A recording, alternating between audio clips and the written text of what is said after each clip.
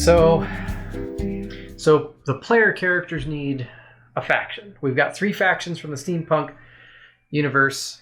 It was Unified, which was like the law-abiding good guys, mercenaries, which were middle ground. Yep, guns for hire. Just they'll do whatever. They kind of run their own code, and then criminal, and basically they're pirates and thieves and just out for self-serving gains that are not necessarily legal. Right. I don't think we need to follow that pattern in particular, but because cyberpunk definitely has its own version of like the types of characters or groups of people that you might run into. Okay. And I think we could pick from these. So the first one that comes up a lot is corporate. So characters that are either part of a corporation or run a corporation. Mega corporations are definitely a huge part of a cyberpunk dystopia where companies control the people. Right. And so that should definitely be a faction, some kind of corporate. I think Cyberpunk RPG calls it corporate, so we can't call it that. But we could come up with our own company name that kind of fits that description. The second one would be kind of like the mercenaries, people that just take on jobs and are just kind of like guns for hire. In Cyberpunk RPG, they call them edge runners. Okay. I was going to say, I'm going to rely on you more for this because I'm not familiar with as much as the nomenclature. So edge runner is basically a cyberpunk mercenary. Okay. If you want to think about it that way. And then in Cyberpunk RPG, they have this group called nomads. And nomads exist outside of the city in a wasteland-like environment and are very Mad Max kind of inspired. Do they actually travel, or they're called nomads? According to Cyberpunk RPG, nomads have their life on the road. They are, they're drivers. They are in constant motion. Don't really have a permanent settlement. But of the different groups from Cyberpunk RPG, which is kind of the tell-all of cyberpunk literature, those were the groups that kind of stood out to me as good candidates, because corporate definitely exists in the city, edge runners would exist in the city, nomads would exist outside the city, which is part of our map, so it makes sense that we might have those. Obviously we'll have to have new names for each of these, but we can kind of dive into each one. So tell me if you kind of get it. Corporate, we'll talk about like where the inspiration comes from first. So corporate would be like Agent Smith in the Matrix. It's you're a faceless drone to this huge system, and there's a million of you, and it's just black tie, black suits, sunglasses, the Men in Black. It's it's that kind of feeling for people that would be part of corporate. Okay, I'm following so far. I mean, sounds not too far off regular corporate, like today. Or like in Tron Legacy, Clue and his whole organization and operation would feel very corporate because he's the de facto leader and everyone else is just a pawn. Gotcha. All the other programs are insignificant to Clue. They're just means to an end. All of his soldiers that he was going to take into the real world, they all looked identical.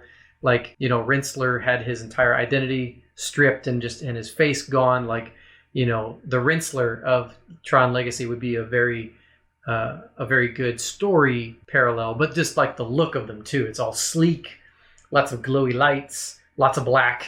So much black. So maybe like the 1% needs a little bit of military. Yeah, a little bit. Okay. And if you've ever played the Deus Ex games or seen them, I've seen them, never played. The cybernetic attachments from Deus Ex, like the dude's arm in Deus Ex, and like the eyes and stuff.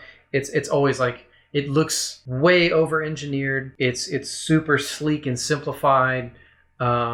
Or like in Alita Battle Angel. Well, you didn't see that either. I'm still waiting. It's on my playlist. I'm waiting for it to go on sale. It might be on my Voodoo. If it's on your Voodoo, then yeah, we need to share. Oh, that reminds me of something else we'll tell you later. Anyway. Okay, so maybe kind of like to bring in almost like a religion to it as well, like equilibrium, like the gun kata priest or the deacons. It is very much that feeling. You have the strict set of rules, and they have their enforcers, and they all dress alike and are trained similarly, and they're kind of brainwashed into following the doctrine of the organization. So yeah, it is kind of an allegory for a very strict religion, for sure. Okay. And yeah, man, even in Equilibrium, they had to take those pills that like made them all super placid and compliant and shit. Yeah, very much. So yes, that would be the feel of corporate. I remember in a previous conversation you asked, would we still have captains? Yes.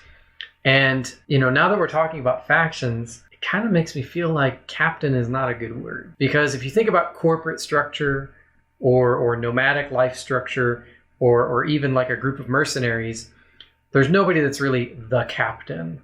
Like sometimes there's a leader. Mm-hmm. So maybe we could just call it leader. Okay. Yeah. And then these subordinates could be just like agents. Agent is really good for corporate. It doesn't really fit with nomads or edge runners, really. We could still play with that. Okay. But there it is. So the inspirations for the edge runners. So edge runners are like, they're like the mercenaries. They would be outlaws, hackers, people like that. So the aesthetic inspiration for them, like very much Blade Runner. Okay.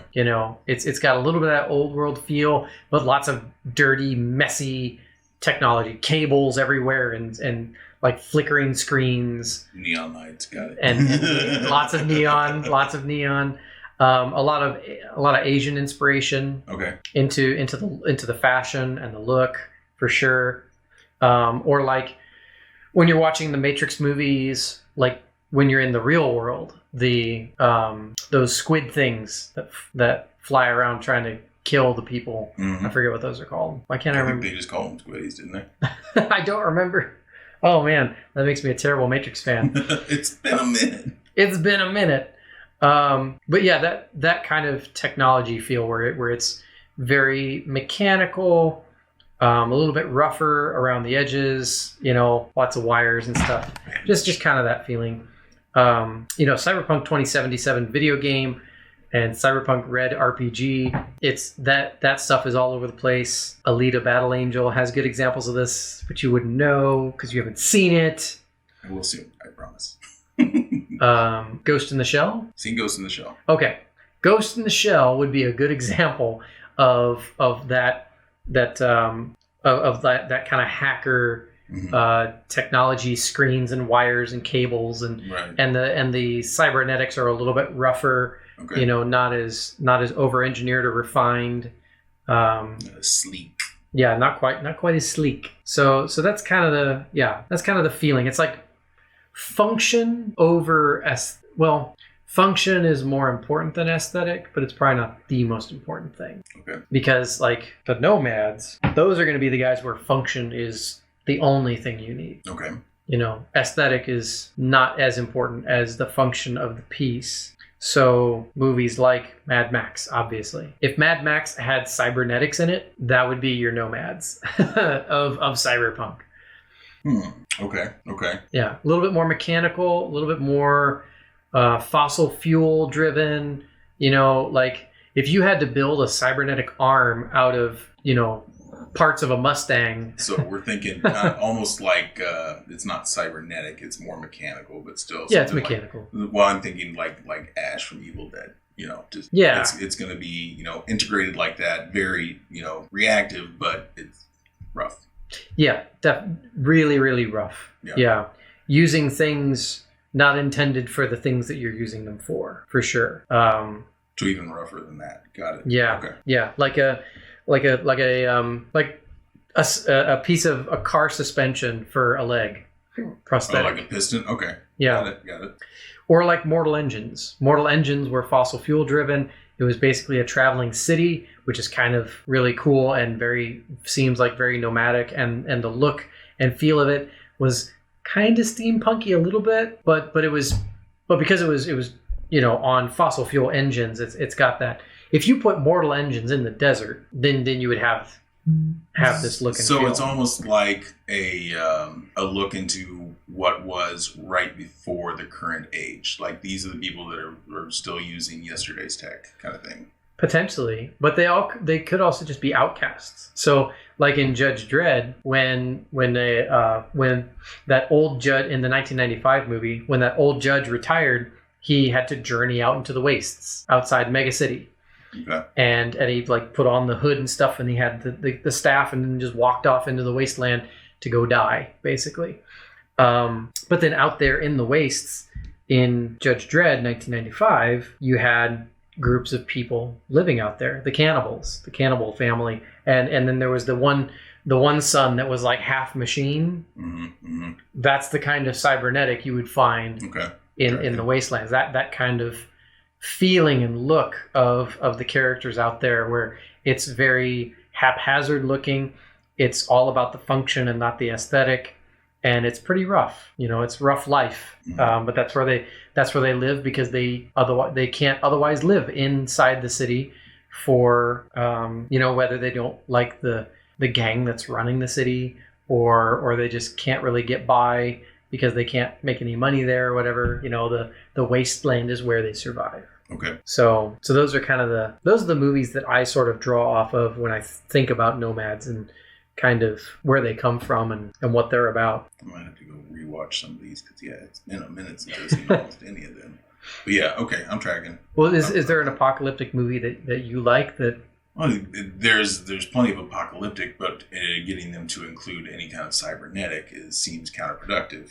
Well, it doesn't have to be a direct, translation into science fiction, but any kind of apocalyptic movie might give us an idea of a look or a feel. Well, I mean, yeah, like I said earlier, I said Book of Eli. There's, that's a good one, with somebody wandering the waste, and running into random factions, like I said, the old people that were cannibals, and the one town that he runs into, and he's looking for this civilization that people even question if it still exists, and so and everybody remembers, well, anybody old enough remembers the bomb, and so there's that. But I mean, that's where civilization, there's no going back to it. Like, everybody's trying to make do with what's left, and that's kind of where I figured maybe some of these people had tech that was brought with them, that was from a previous generation, or something that they found in the waste, that had been thrown out. So so they are the pickers. Yeah. They're pickers. They find they're junkers. Either one. Yeah, they find old stuff and repurpose it into something new. Yeah, I think that works. We could even pull inspiration from something like WALL-E. There you go. What if one of our locations out in the wasteland was like a city that was made out of trash? just compacted garbage built into towers and houses, and it's like Garbage Town or something. Right.